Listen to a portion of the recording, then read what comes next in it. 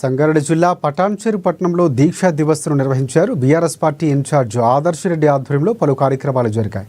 ముందుగా రామచంద్రపురం లక్ష్మీ గార్డెన్స్ నుంచి బయలుదేరినటువంటి నాయకులు పటాన్చెరు ఐబీ ప్రాంగణంలో తెలంగాణ తల్లి విగ్రహానికి పూలమాల వేసి ఘన నివాళులర్పించారు.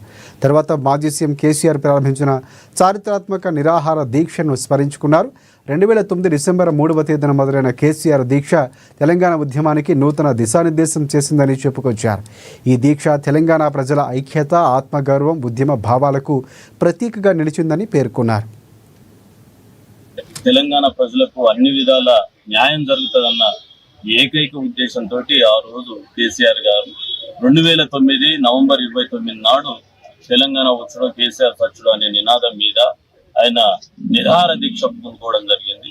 ఆ నిరాహార దీక్ష సందర్భంగానే, ఎందుకంటే ఏ రోజైతే నిరాహార దీక్ష కూర్చున్నాడో ఆ రోజు నుంచి ఒక కేంద్ర ప్రభుత్వం ఏదైతే కాంగ్రెస్ ఉందో అప్పుడు ఒక ఉలుకు పలుకు లేకుండా ఉన్న కేంద్ర ప్రభుత్వం కాంగ్రెస్ కు ఒక గుబులు ఏర్పడ్డాయి.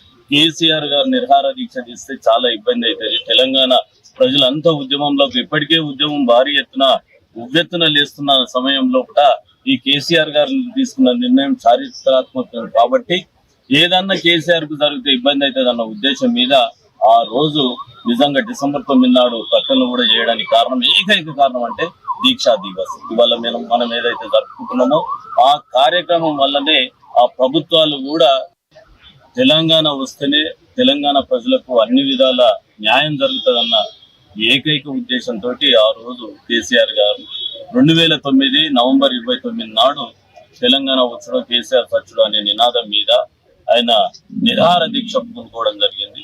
ఆ నిరాహార దీక్ష సందర్భంగానే, ఎందుకంటే ఏదైతే తెలంగాణ దివస్ అని ఇవాళ మేము 16వ సంవత్సరం జరుపుకుంటామో, మరి మేమందరం కూడా నాయకులం అయినామంటే, మరి అదే రకంగా ఇవాళ ముఖ్యమంత్రి రేవంత్ రెడ్డి గారు కూడా ముఖ్యమంత్రి కాగలిగిందంటే ఇదంతా కూడా మరి కేసీఆర్ గారు పెట్టిన భిక్ష అని చెప్పి తెలియజేసుకుంటూ, మరి కేసీఆర్ గారు మొన్న మేము ఫామ్ హౌస్ పోయినప్పుడు ఒక చిన్న మాట చెప్పారు.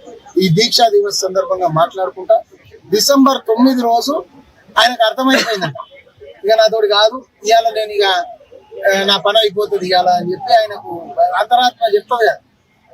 ప్రొఫెసర్ జయశంకర్ గారిని పిలుచుకొని, అంటే ఇవాళ నేను అది గుర్తు చేయాలి, ఎందుకంటే వారు చెప్పిన మాట మీ అందరి ద్వారా మీడియా ద్వారా ప్రజలకు కూడా తెలియాలి కాబట్టి ప్రొఫెసర్ జయశంకర్ గారిని పిలుచుకొని, మరి జయశంకర్ గారు నా పని అయిపోయేటట్టుంది, కానీ నాకు ఇవాళ నా 6th సెన్స్ చెప్తుంది ఇవాళ మనకు